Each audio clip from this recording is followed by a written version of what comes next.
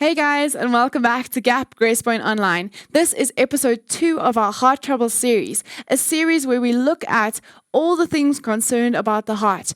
Remember, we are created by love, for love, and in love. And so sometimes when we don't get the love that we need from God, or we have a broken relationship with God, therefore not experiencing God's love, we look to the world and the things around us for the love that we feel that we need to complete us. And so let's get straight into our lesson first.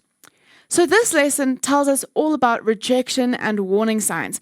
Now, even in nature, we have warning signs from God that things are going to happen.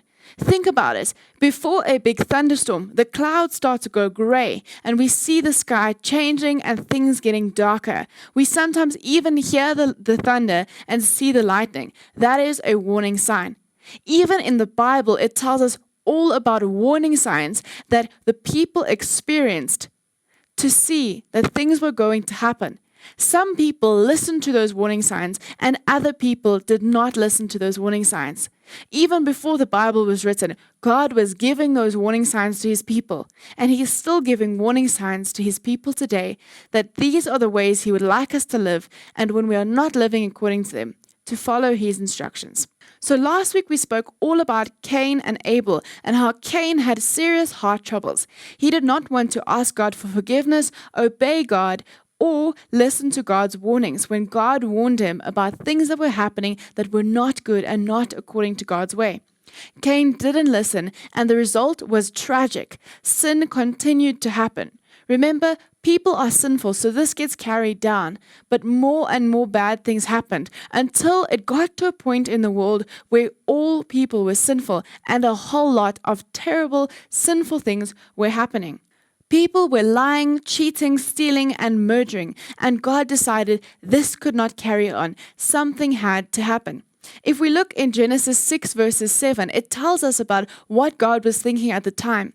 It also speaks about in Genesis 6 that God was sorry that he had made people. I don't think God was ever completely sorry and regretted making people, but this describes how God was feeling at the time.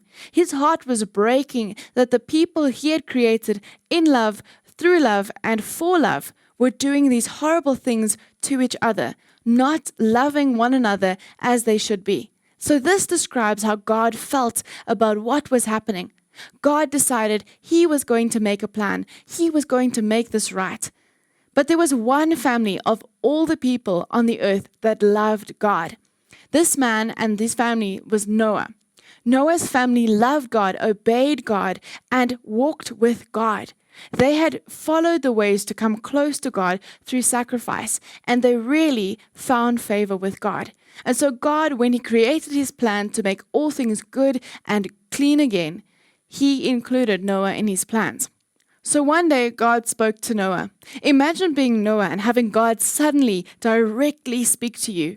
And so God said to Noah that he planned to destroy the earth, but that Noah and his family were going to be safe because they'd been faithful to God all along. God told Noah exactly how to fulfill God's plan, and that was for him and his family to be safe. He had to build a big boat, a houseboat that would be on top of the flood waters that God would send to clean the earth once again. The boat was about 22.5 meters wide and about 13.5 meters high. That's quite a big boat. And so God told Noah exactly how to build this boat, what wood to use, how to make it waterproof, and all the things that Noah needed to know, because God had a bigger plan as well.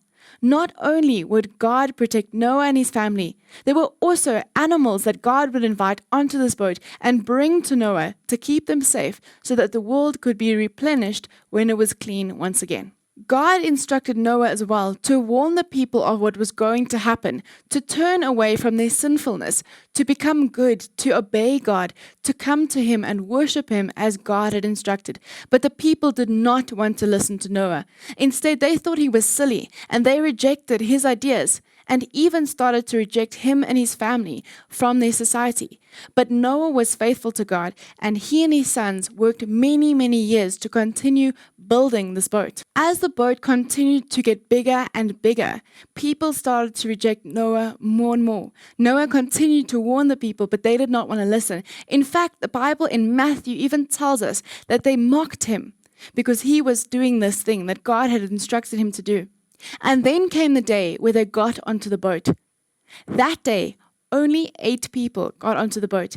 Imagine, of all the world's people, only 8 people got onto that boat. 8 people were accepted by God as being good enough, as having obeyed him well enough, as having been close enough to him to be able to be saved. A whole bunch of things happened after that. Waters continued to rise, and the ark floated on top of the water, waterproof, keeping all the people safe. The land slowly started to dry up, and Noah sent out birds to go check if the land was dry. And eventually, there came a day where the land was dry once again. Noah and his family stepped off the boat, and they were safe from what had happened. The earth was different, it was clean, and all the animals in the ark with them were protected. The earth would start to replenish, start to grow, become new once again. God had given people a second chance. He also promised that he would never do this again, and the symbol he gave them to show this promise was the rainbow.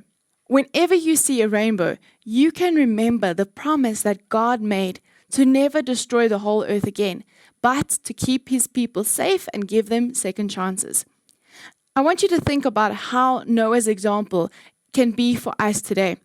Noah's example helps us not to be so worried about being rejected because God instructs us to do certain things.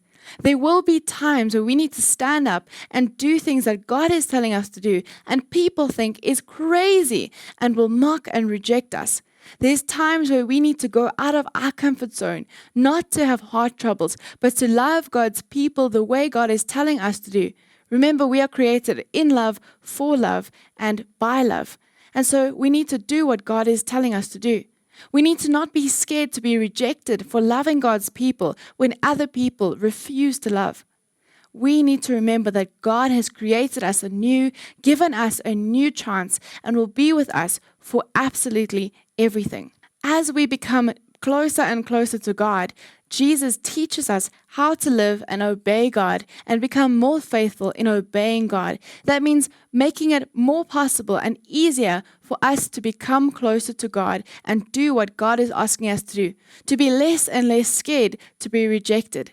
Remember, rejection is something that will happen to us here on earth, but one day we will receive a great reward in heaven for doing and obeying God and loving God as God has instructed us to love him and his people. Our memory verse for today is again from Proverbs 29, verse 25, and it says, "Fear of a man will prove to be a snare, but whoever trusts in the Lord will be kept safe." That is all that we have for you today here at Gap Grace Point Online. But don't forget to catch us for the next 2 episodes of this 4-part series. Bye guys, see you next week.